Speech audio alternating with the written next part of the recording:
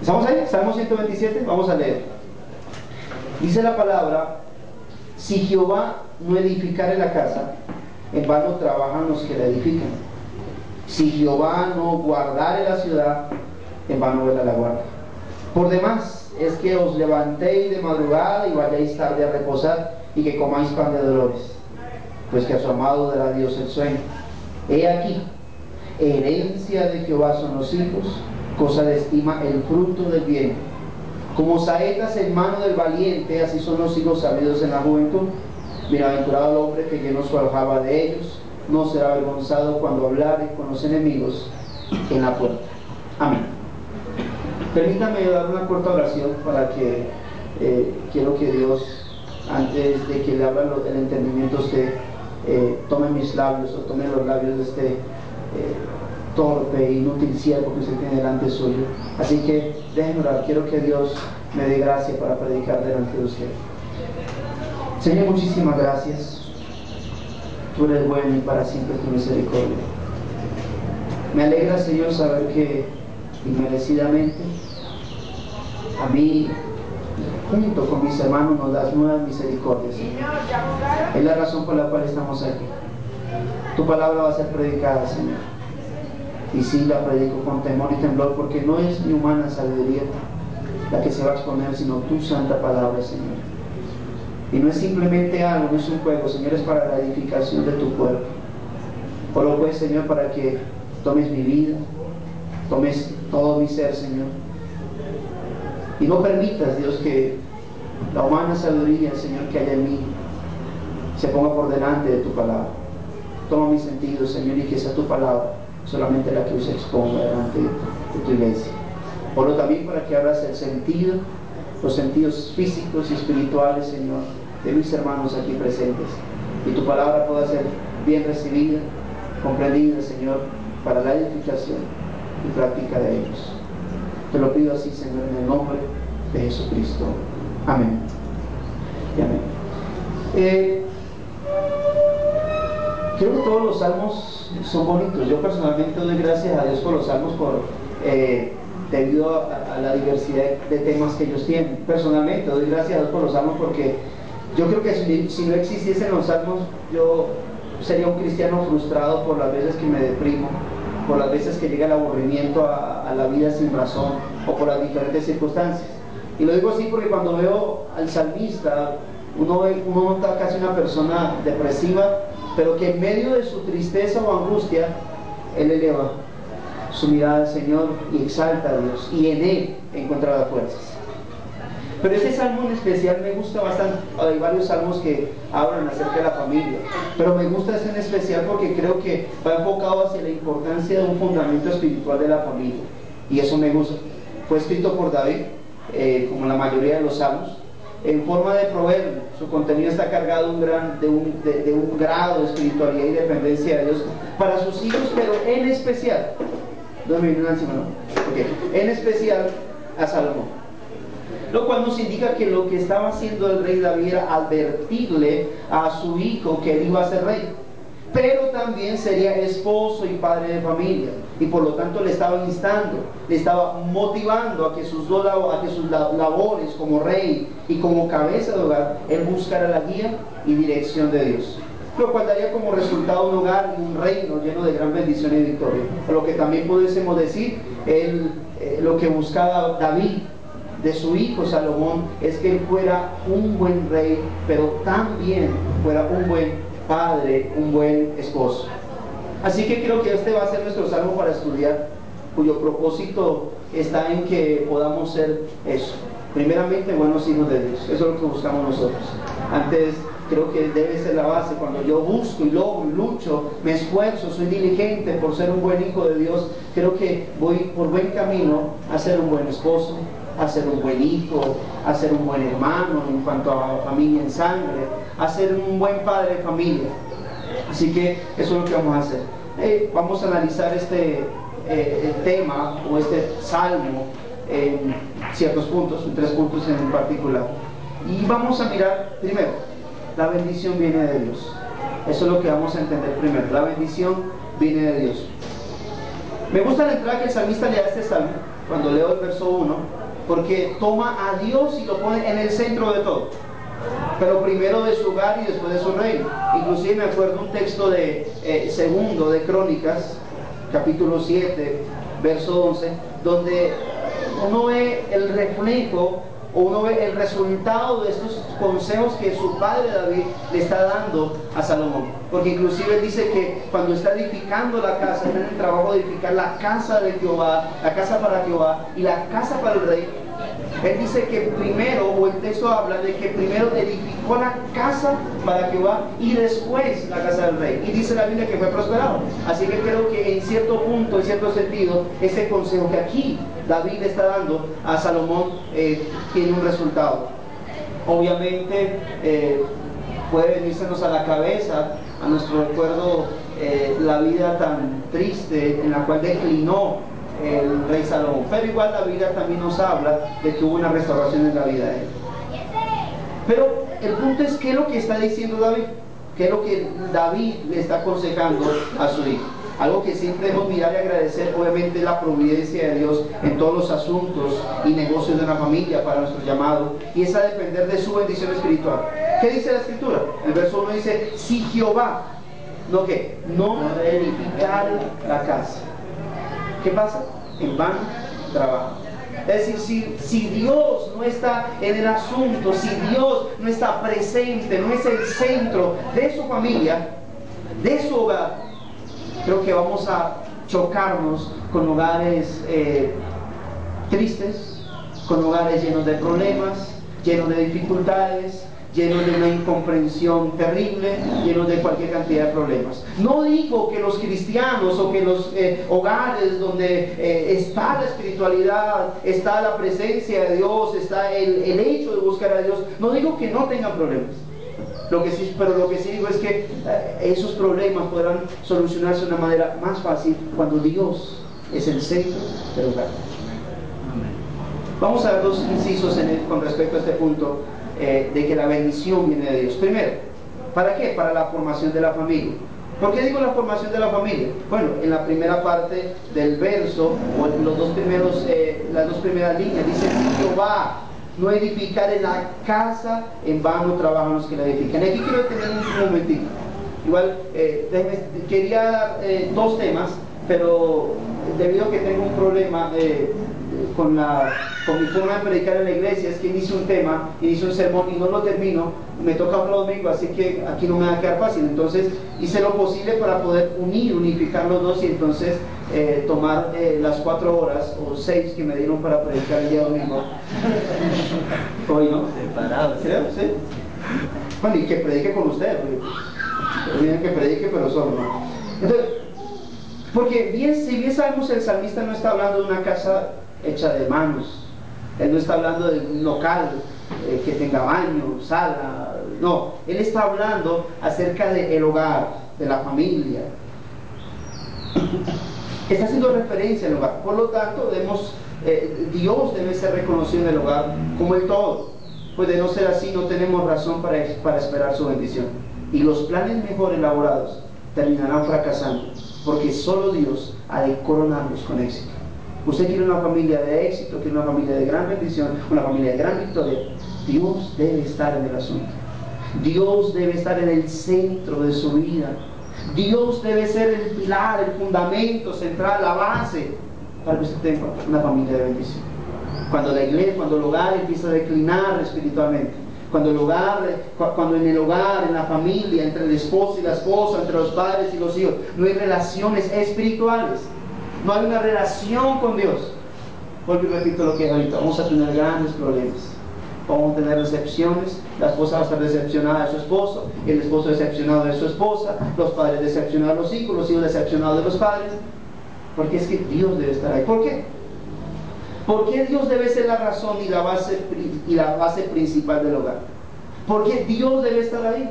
Porque la pregunta creo que surgiría hoy en día, cuando uno habla lastimosamente el tema de los matrimonios o el tema del hogar hoy en día está totalmente corrompido, está totalmente denigrado. Y creo que la razón por la cual Dios debe estar ahí, Dios debe ser la base principal, por qué no decir la única del hogar, es porque donde hay un hogar, obviamente, hay un matrimonio. Un hogar significa que hay un matrimonio, o por lo menos es en el conducto regular. Digo esto porque, pues, usted ya pasó, pero yo tengo un hogar, pero somos, es mamá de hijos, o es papá de hijos. Eso es un hogar, pero digo que el conducto regular es esposo y esposa. No estoy rechazando los hogares compuestos por solamente mujer y sus hijos, o papá o hombre y sus hijos, sino que obviamente tengo que decirle que si hoy en día existen esos hogares donde la mamá es cabeza de hogar, es por causa del pecado, porque ese no es el principio, no es el conducto regular, no es el diseño de Dios. Pero obviamente en medio de eso dice la Escritura: donde abunda el pecado, sobreabunda la gracia. Así que espero que no estoy rechazando, simplemente estoy hablando de un conducto regular. Y el matrimonio ha sido fundado por Dios. Por lo tanto, permítanme ir un poco, o hablar un poco del génesis del matrimonio. Mencionar hoy en día a las personas que Dios debe y tiene que edificar sus hogares es algo obsoleto. Y eso es tristemente así, debido a que para nuestra cultura occidental, y digo occidental porque no conozco, no he ido al oriente, así que hablo del lugar en el cual vivimos, en el Suramérica, en la parte occidental. El ídolo principal es el ego. Eso es así. El ídolo principal es el ego, donde aquí lo que importa es lo que yo piense, y no lo que ella piense o lo que él piense. Es el ego. También tenemos que la doctrina o la enseñanza principal es la autonomía. ¿Sabe? Porque hoy en día tienen que un hombre y una mujer ir a un juzgado, a ir a las autoridades civiles para poder establecer un matrimonio? Porque en caso tal de que nos casemos o de que nos separemos, eso siempre es. Porque en caso tal de que nos separemos, se piensa de entonces aquí vamos a partir y esto va a ser mío, esto va a ser suyo. Pero miren cuál es el pensamiento. Es la autonomía, porque siempre se maneja: bueno, nosotros vamos a casar, pero eso sí, esperemos que nos respetemos nuestros espacios, usted allá, yo... Y se nos olvida que el matrimonio en el Génesis tiene una base especial. Su acto central de adoración es el entretenimiento. Y cuando digo el entretenimiento es porque hoy en día hay tres altares principales dentro del hogar: televisión, internet y medios de comunicación.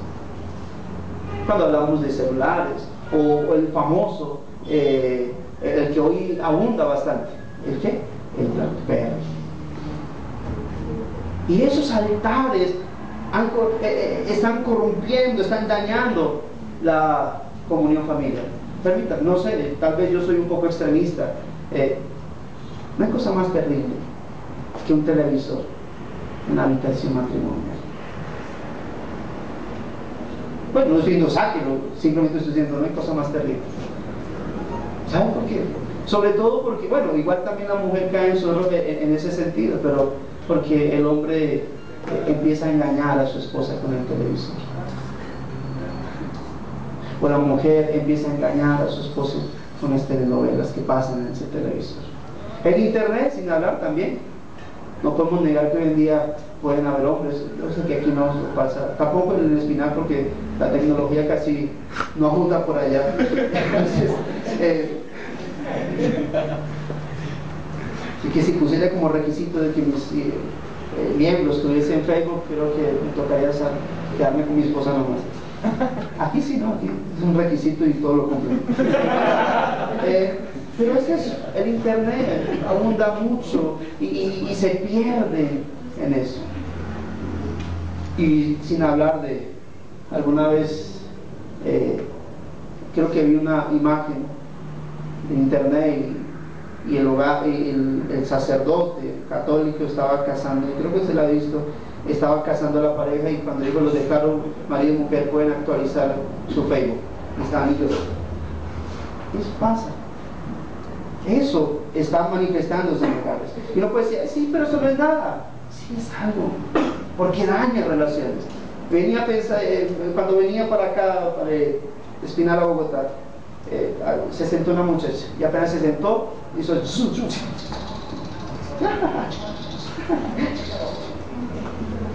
y pensé, dije: estos medios lo que se utilizaron para acortar distancias con los que están lejos, pero hoy en día también se ha hecho lo contrario, alejar distancias con los que están cerca. Hay un joven, él vive en Bogotá, cuando visita a la familia, pero no se moleste por este comentario, pero aún cuando entra al baño, uno escucha en el baño, yo no sé el sonido del bebé. ¿Cómo se llama? Hermano, renuncia a eso. ¿Cuál es tu esposa? Ok, esperemos que Dios le hable a tu esposa.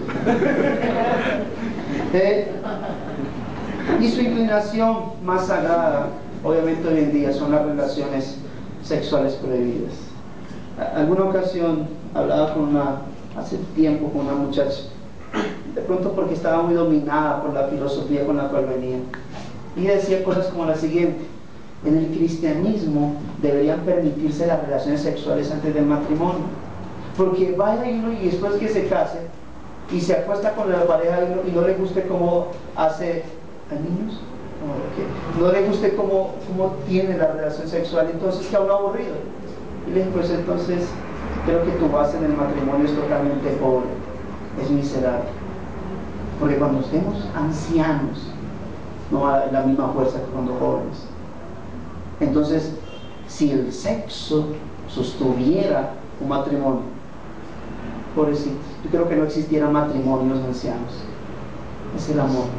Pero y eso pasa, porque esa es la sociedad, y es por esto, hermano, que hoy en día es por esto que hoy estamos en medio de una sociedad que está defendiendo parejas de hombres con hombres, de mujeres con mujeres. ¿Y qué le llamamos eso? Libertad de expresión. Mire cómo se ha denigrado lastimosamente el matrimonio. Y lo terrible es que a eso le quieren llamar como matrimonio.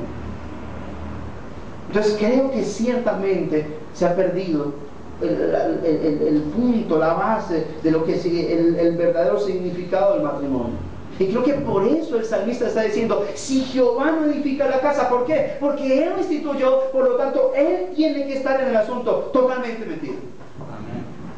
Hermanos, yo creo que debemos fortalecer nuestra vida espiritual entre ustedes, esposo con esposa, padres e hijos. El punto de quiebre es que no saben qué es matrimonio, no lo saben porque ignoran a aquel que lo instituyó. Cuando esto pasa, entonces no podemos ver que el matrimonio es fundamentalmente la obra de Dios, es una obra de Dios. Eso es el matrimonio, fundamentalmente es una obra de Dios, y esencialmente es una representación de la gloria de Dios. Solamente que no vemos el matrimonio como eso. Es fundamentalmente una obra de Dios y esencialmente es una representación de la gloria de Dios. ¿Por qué decimos esto? Déjenme ir un momentico a las escrituras, o vamos, acompáñenme a Génesis. Cuando uno lee Génesis capítulo 1 verso 27, ¿a qué horas tengo usted? ¿A qué horas? La primera, lo que quiera yo. No me han dicho nada. Cuando uno lee Génesis 1, capítulo 1, verso 26-27, 27-28, ¿qué dice? ¿Estamos ahí? Génesis queda después de la introducción de la Biblia, por si está perdido. Dice: y creó Dios al hombre a su imagen, a imagen de Dios los creó. ¿Y qué dice? Varón y hembra los creó. Verso 28, después de haberlos creado, varón y hembra, ¿qué dice? Y los bendijo Dios. ¿Y qué les dijo? Les dijo: fructificad y multiplicad en la tierra, sojuzgad, señoread en los peces, lo que ya conocemos. ¿Cuál es el punto? Que dice: varón y hembra los creó y los bendijo y les dijo: fructificad y multiplicados. ¿Qué vemos en este texto? Vemos el matrimonio como diseño de Dios. Varón y hembra los creó y los bendijo. Y a ese varón y hembra, después de haberlos creado, los bendice y les da una orden: ustedes dos van a fructificar y multiplicarse. ¿Fructificar en qué sentido? En que como pareja avanzarían, progresarían, madurarían juntamente, aprenderían muchas cosas en conjunto. Y multiplicados, pues porque es la labor al principio del Génesis, y obviamente el punto era llenar la tierra. Así que en Génesis 1, 27, 28, que estamos viendo, vemos que sí hay un diseño de Dios, que el matrimonio sí es un diseño de Dios. Varón y hembra los creó y los bendijo. Estableció eso. En Génesis 2, 21, pasemos al capítulo 2, verso 21 y 22, dice: entonces Dios hizo caer sueño profundo sobre Adán, y mientras éste dormía, ¿qué dice?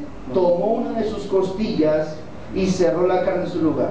Y de la costilla que Jehová Dios tomó al hombre, hizo una mujer. ¿Y qué dice? Y trajo ¿a quién? Al hombre. Así que aquí estamos viendo a Dios creando una mujer. Recuerde que hizo los animales, se los trajo a Adán, hizo que Adán le pusiera nombre, se llaman como desde aquel entonces Adán le puso. Pero ¿qué pasó? Dios se dio cuenta que no había ayuda idónea para entre ellos. No había. Él simplemente había creado algo, faltaba. Entonces, ¿qué dice? Dios crea la ayuda idónea. ¿Y qué hace? Crea a la mujer y se la presenta a Adán. Es como si dijéramos que el primer padre que presentó una novia, ¿quién fue? Dios. Se la presentó. Fue un acto, fue una creación especial para el hombre. La crea y se la presenta a Adán. Dice: Adán, quiero presentarte otra hija. Una hija que dice, para ti. Así que estamos viendo que en Génesis 1 vemos el diseño de Dios, el matrimonio como diseño de Dios. En Génesis 2, 21, 22 estamos viendo a Dios creando a la mujer y presentándosela a Adán, como el padre presenta a la novia. Se la presenta. Era para él. No era para crear mundos distintos.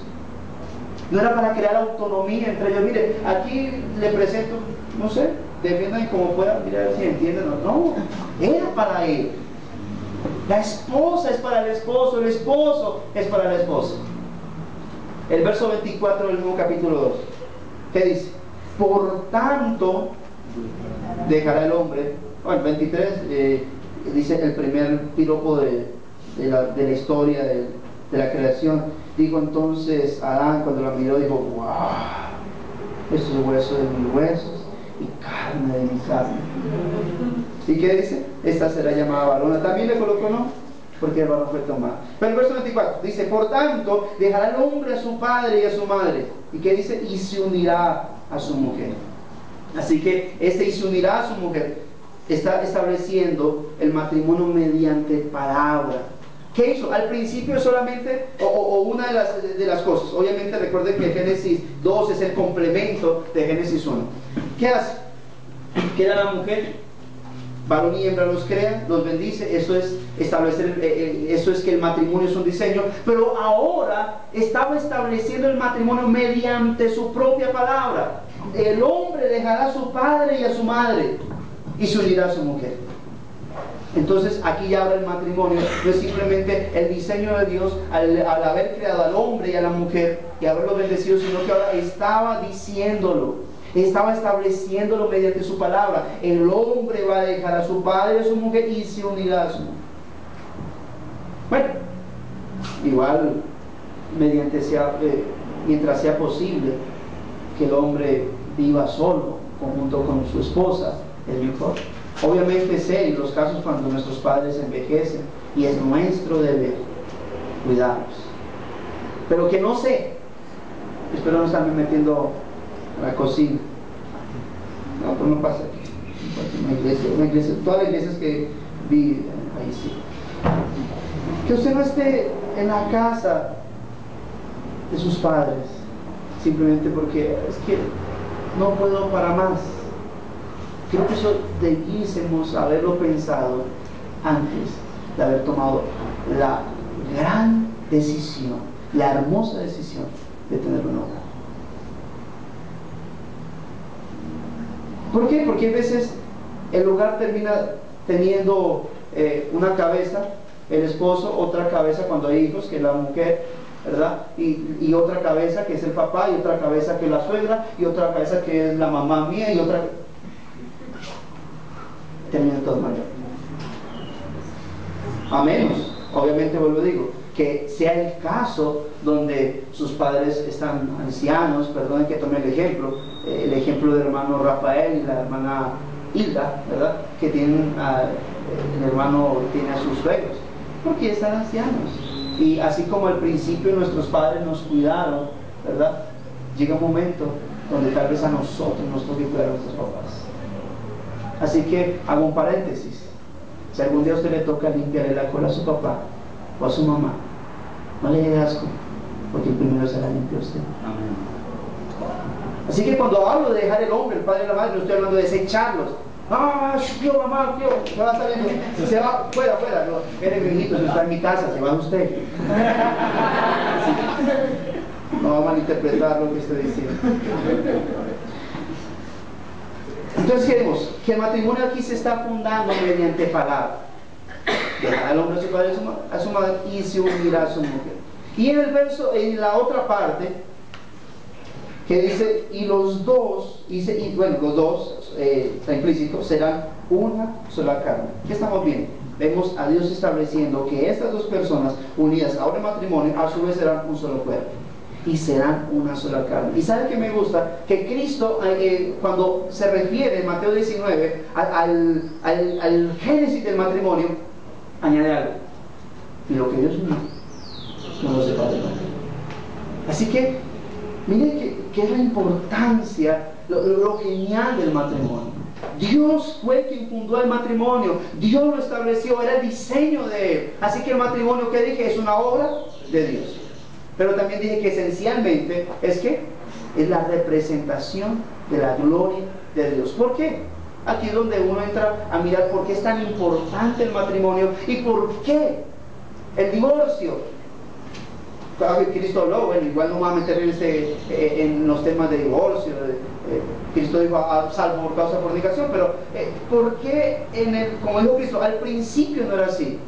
El hombre debía luchar hasta la muerte por su esposa, y la esposa debía ser diligente y cuidadora de su esposo hasta la muerte, por la esencia que el matrimonio tiene. Vamos un momentico a Efesios capítulo 5, verso 31. Estoy hablando de esto porque quiero mostrar la razón de por qué la bendición viene de Dios y por qué Dios debe estar en medio del matrimonio. Efesios capítulo 5.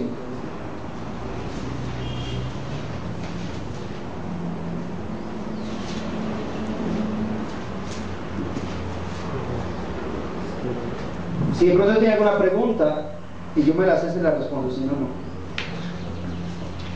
Digo porque pues, en la iglesia acostumbro a, si alguien tiene dudas, pues que no sea escatología, no me va a preguntar, pastor, ¿y somos supralaxarios y supralaxarios?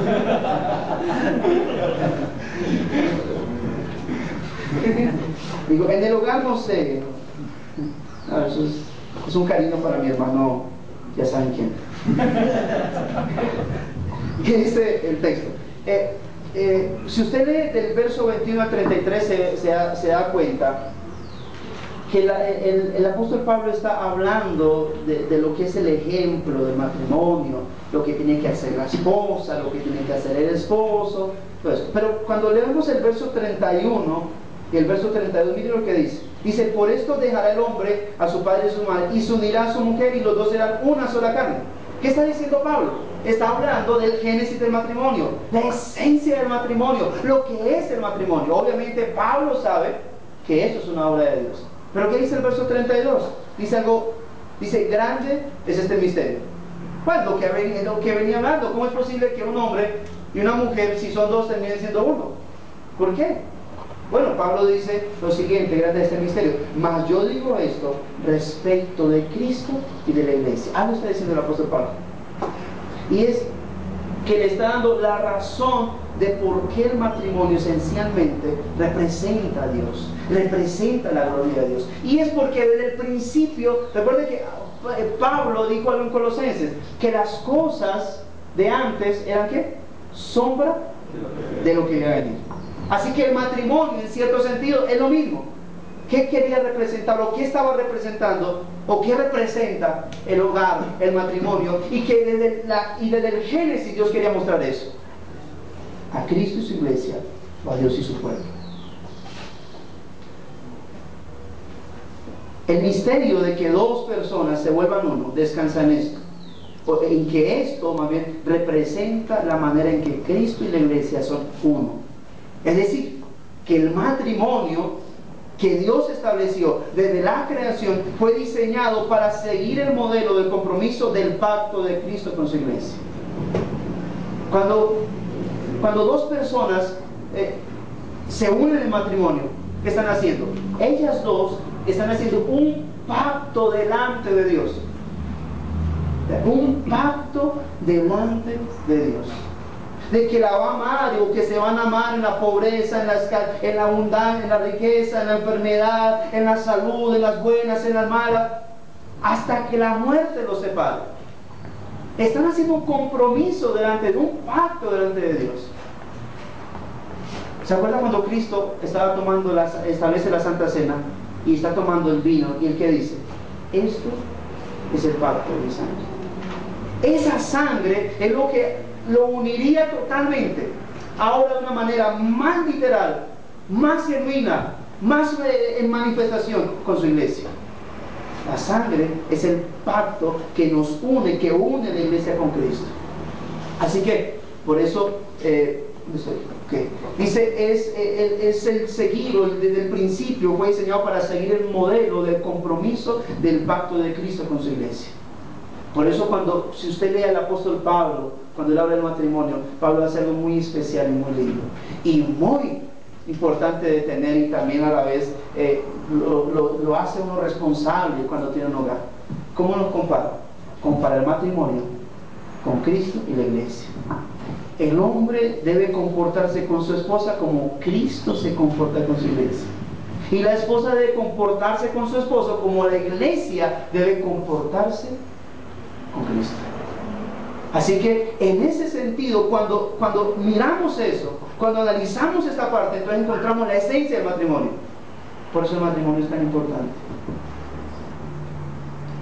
Por lo tanto, el significado más elevado y el propósito más importante del matrimonio es esto: exhibir la relación del pacto de Cristo con su iglesia. Es por esto que es tan importante que Dios edifique el hogar y que todos y cada uno de los integrantes de la familia, en especial el esposo y la esposa, trabajen en la edificación espiritual de él. Por eso, cosas que uno tiene que analizar, hermano, o que uno debe sentarse, empezar a meditar. ¿Cuál es mi comportamiento como esposo? ¿Es Cristo se comporta así con su iglesia? Le voy a colocar un ejemplo. Amor, ¿dónde vas? Yo voy cuando a mí se me dé la gana. Cristo dijo, me voy. ¿Y qué dijo? Cuando a mí se me dé la gana. No, dijo, me voy a preparar morada para ustedes. Le dijo a su iglesia cuando le dijo. ¿Qué hace Cristo siempre? Se fue, sí, pero ¿qué hace? Todos los días intercede por su iglesia. La pregunta es, la relación que yo tengo con mi esposa, como esposo que soy, ¿es la misma que Cristo tiene con su iglesia? Sí, pastor, dele duro a mi marido. Bueno, ahora la pregunta es, ¿su relación como esposa es la que Cristo exige de la iglesia? Porque la iglesia es la que sometida a Cristo. Ay, ¿por qué me quiere hacer así? Cristo no. ¿Y usted por qué se pone a salvar? Es agradecida y sumisa. Cristo es la cabeza, la iglesia es su cuerpo. ¿Y qué hace la iglesia? ¿Y por qué yo no soy cabeza? No, gracias por hacerme ser parte de tu cuerpo. Gracias por ser mi Señor. Gracias por ser mi esposa. Y algo muy lindo cuando en Apocalipsis el apóstol Juan dice que el Espíritu en conjunto de la esposa dice: ven, Señor Jesús. Porque es el anhelo de la esposa estar con su esposa. Quiere estar con ella. Y esto es la esencia del matrimonio. ¿Ven? Por eso es que es tan importante. Por eso el hombre natural, el inconverso, no percibe el matrimonio. Para él el matrimonio no ocurre. Cosas como, ¿por qué no se casan? No, porque es que uno se casa y se da en el hogar. Pues sí. ¿Cuántos llevan juntos? No, llevamos 20 años. Pero ustedes son un matrimonio. ¿Y cuál es tu base para decir que si se casa se va a dañar el matrimonio. Si han perseverado, bueno, si uno analiza el matrimonio que ellos dicen que no se casan porque se daña, tal vez si analizáramos sus pensamientos, el pensamiento del hombre, de la mujer, al no entender el matrimonio, creo que desde hace mucho tiempo está dañado, por la forma en cómo él piensa, por la forma en cómo ella piensa, porque no entienden la esencia del matrimonio. A veces ni siquiera saben que el matrimonio es una obra de Dios, o ni siquiera les importa que el matrimonio sea una obra de Dios. Por lo tanto, estas personas no les preocupa, al hombre natural no le interesa meter a Dios en medio de su hogar. Para él locura meter a Dios en medio de nosotros. ¡Qué pereza! Así que vemos la importancia, ¿no? Vemos la necesidad de que ciertamente en su vida, en la vida, en ustedes como hogares, hermanos, puedan preocuparse el uno al otro, porque Dios esté. No es un trabajo del esposo. Bueno, oramos por si aquí hay hermanas que tienen esposos inconversos o hermanos que tienen esposas inconversas, pues oramos para que Dios obre en sus vidas. Pero inclusive, mire, es tan importante el matrimonio que cuando Pablo menciona esas relaciones donde uno es inconverso, es tan importante esa unión que ¿qué dice el apóstol Pablo? Que el marido inconverso es santificado en la esposa creyente y viceversa. La esposa inconversa es santificada en el marido creyente. Es tan importante esa unión, porque muestra un fundamento, porque viene de Dios y muestra una esencia, representa. Así que, mire, es como lo mismo que decimos, usted y yo sabemos, el hombre, a pesar de ser pecador, sigue siendo imagen de Dios, ¿verdad? Sigue siendo imagen de Dios. Es violador, es asesino, es ladrón, pero sigue siendo imagen de Dios. Solo que la imagen que está como distorsionada, está corrompido, está dañado. Asimismo, los hogares, no solamente los cristianos, los matrimonios, no solamente los creyentes, también están representando la gloria de Dios, pero de una manera dañada. Por eso Cristo habla, o la iglesia, o el principio del matrimonio es que los dos serán una sola carne hasta el fin de sus días. Porque así como Cristo nunca abandonará a su iglesia, el esposo no debería nunca abandonar a su esposa. Así como la iglesia, bajo ese pacto, nunca será desprendida de su esposo, la esposa nunca deberá desprenderse de su esposo. Obviamente Cristo, pero ya es otro tema, hablar de divorcios y el punto de vista bíblico del divorcio, si es permitido, si no es permitido, ya eso queda con sus pastores. No quiero meter en problemas. Así que entonces, esa es la razón por la cual, o cuando decimos que la bendición viene de Dios para la formación de la familia. ¿Ve por qué Dios debe estar en el asunto? ¿Ve por qué Dios debe estar ahí? Y por eso, paréntesis, para los solteros, para que podamos entender mucho mejor. Mira, hay cosas que, por eso lo que le hable, o el hecho de que yo esté tomando la familia, no es porque le esté hablando conforme mi experiencia. Yo voy a cumplir 3 años de casado, ¿no? ¿Y qué experiencia le puede brindar a usted? Así que el punto mío del matrimonio no nace en mi experiencia, sino que nace en el diseño de Dios. Y eso es importante. Creemos para la formación de la familia. La bendición viene de Dios también para la seguridad de la familia. Volvamos a Salmo 127.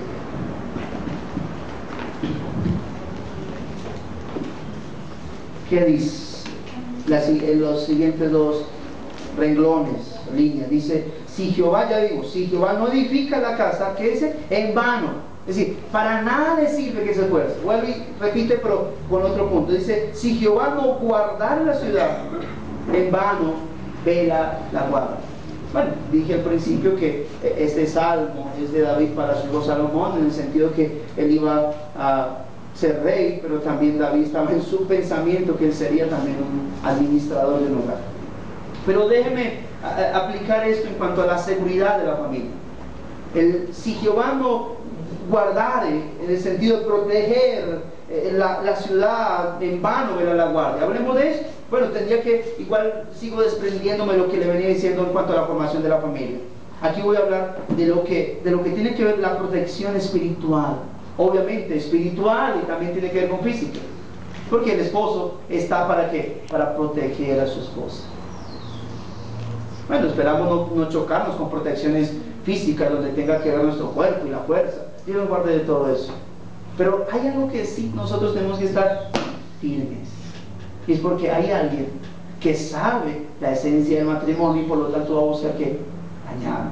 Y ese es Satanás y sus demonios. Todos ellos. ¿Qué quieren hacer? Ellos quieren distorsionar. Ellos son los que están detrás y obviamente apoyan, influencian, empujan lo que es la concupiscencia, el deseo carnal, la distorsión del matrimonio. Están detrás del homosexualismo, están detrás de todas esas cosas, aberraciones que tienen que ver con el hogar. Así que el principal enemigo del matrimonio, de los hogares, se llama Satanás. Así que su hogar es tan importante que Satanás quiere destruir. Su hogar es tan importante, es tan obra de Dios y es tan esencialmente la representación de la gloria de Dios, que Él va a mirarlo como sea para dañarte. Y tal vez va a usarte a ti, hermano, o a ti, hermano. ¿Lo saben? Recuerde que puso a Pedro para decirle a Jesús: venga, no vaya a morir. ¿Cómo se le ocurre que va a morir? ¿Y qué le dijo Jesús? Ay, tan lindo Pedro, usted me ama re harto. No, apártate de mí, Satanás, que me estupidez. Así que eso le digo porque puede llegar a usarnos, a nosotros, a mí. Creo que no ha usado muchas veces.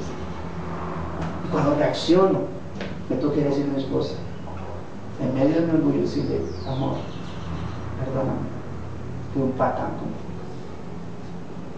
Satanás no sabe. Pero también la esposa en muchas ocasiones tendrá que dar: amor, qué pena, también me porté como una patana. ¿Se entiende el término patano, patana?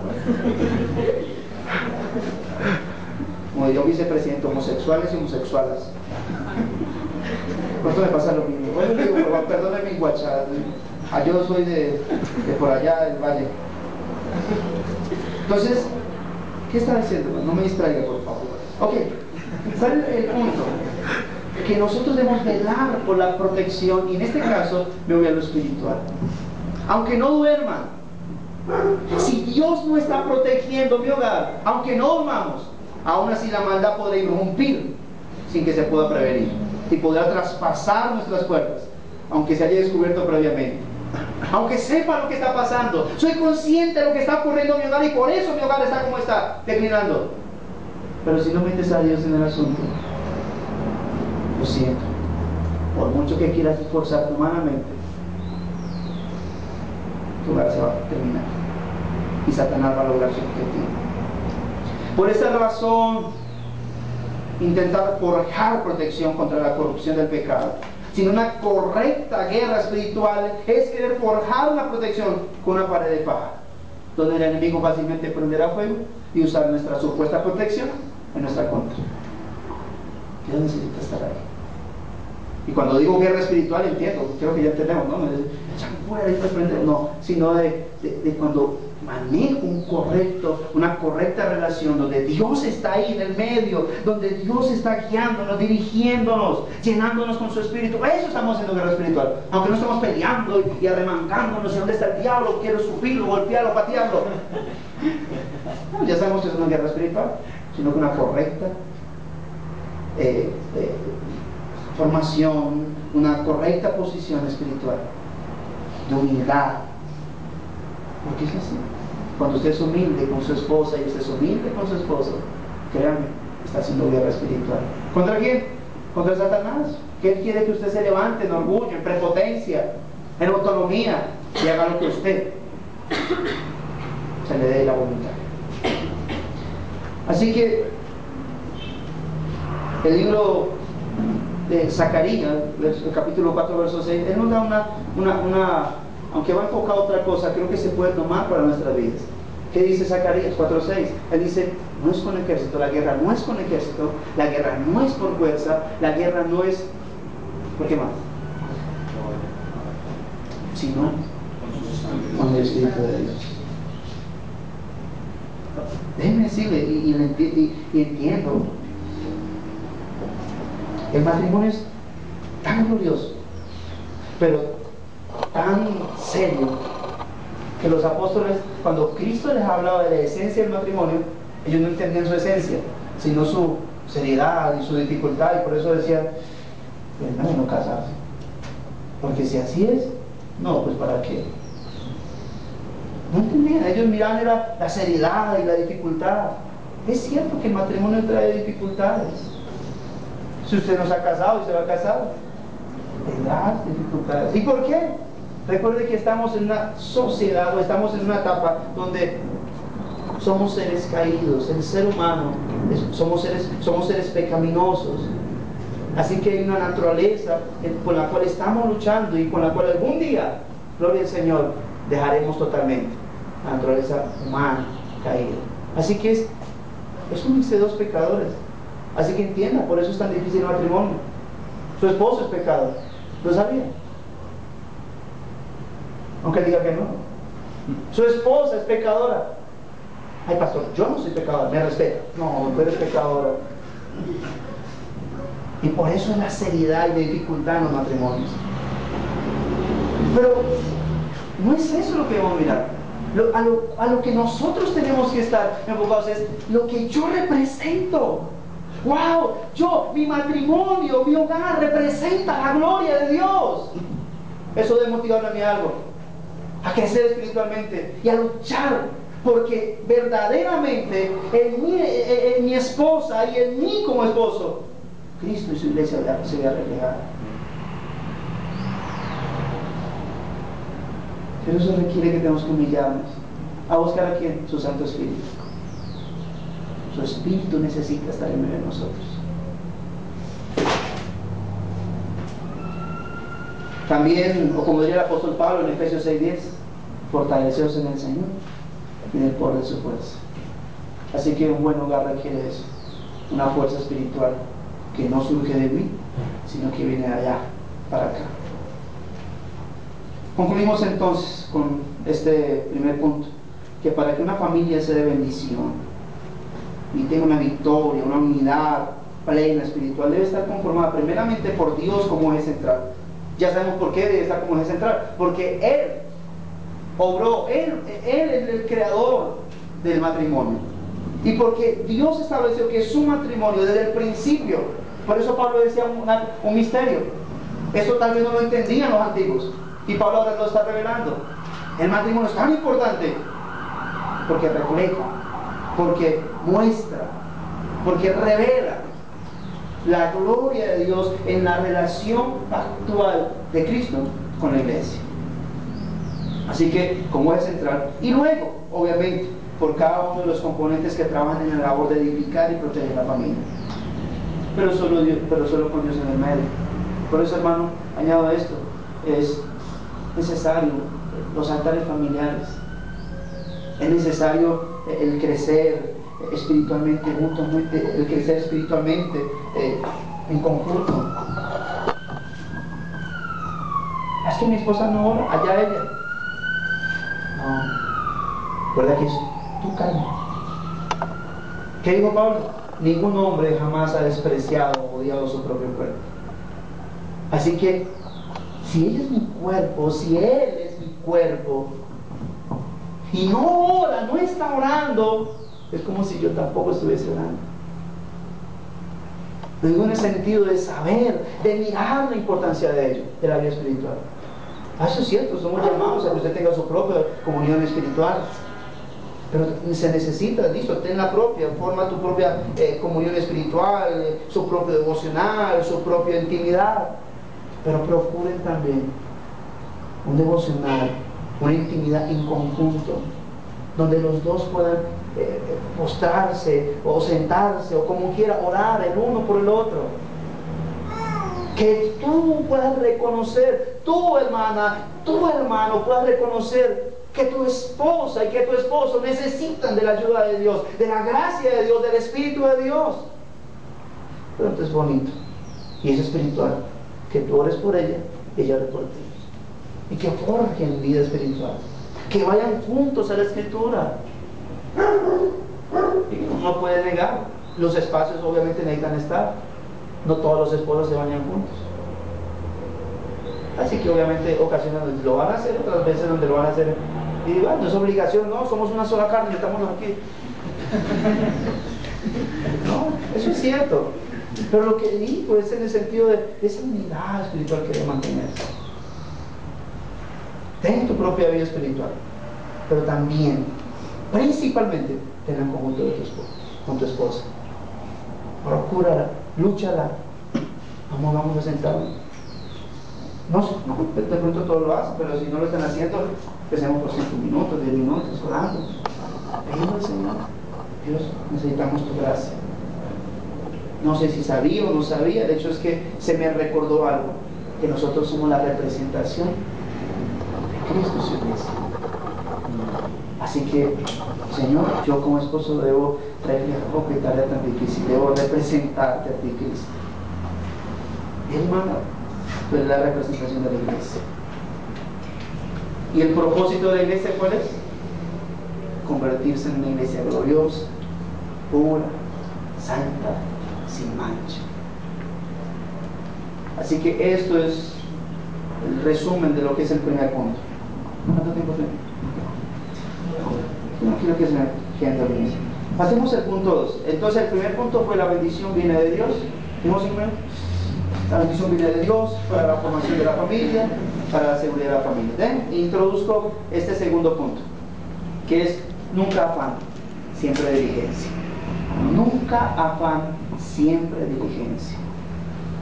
Algunos están tan ansiosos del mundo y de sus placeres, de sus comodidades, o tan envueltos en las responsabilidades terrenales, que el fruto de todo eso es una vida llena de afanes, preocupaciones, amarguras, ansiedades, por no poder tener lo que quisiéramos tener. Por eso, cuando uno lee y se enoja, bueno, ya uno al principio, Señor, pero tu palabra dice que tú eres mi pastor y que nada me faltará, porque es que, bueno, yo creo que debiésemos decir o recordar o tener en cuenta que el texto más bien pudiese decir, interpretándolo, el Señor es mi pastor y nada de lo que Él sabe que yo necesito me faltará. A veces estamos tan preocupados en nuestros caprichos, en nuestros deseos, en lo que yo quiero. Y también en las responsabilidades, y no estoy diciendo, por eso digo, nunca afán, siempre diligencia. Una actitud como esa es lo que obviamente amarga el bienestar diario y hace de su vida una carga constante. Y todo eso para obtener dinero, para obtener beneficios, para obtener comodidades. Pero hermano, todo eso será en vano, salvo que Dios sea el que esté prosperando. Así que peleamos, sí, eso es cierto, no estamos de acuerdo tampoco con la doctrina que quiere convertir al evangelio, al materialismo, no, obviamente no estoy hablando de eso, pero sí estoy diciendo es cierto, que sobre todo como esposos, amor, pero es que mira, no tengo que comer. No solo de pan vive al hombre o la mujer, no, necesitamos, eso es cierto, su esposa necesita que usted responda por ella, que le dé sustento.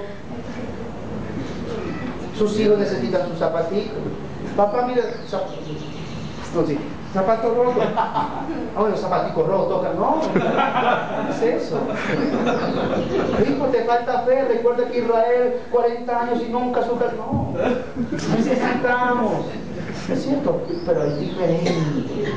Hay una diferencia cuando mi vida se convierte en una rutina, en una monotonía de corre de aquí para allá. Es cierto que Bogotá es especialista en el corre, pero la diferencia, yo creo que están los que corren con descanso en el Señor y los que corren con afán y preocupación. Así que el texto por eso dice el verso 2: todo de más. Esto levanten el lugar y vaya a estar a reposar y termine comiendo ¿qué? Pan de dolores.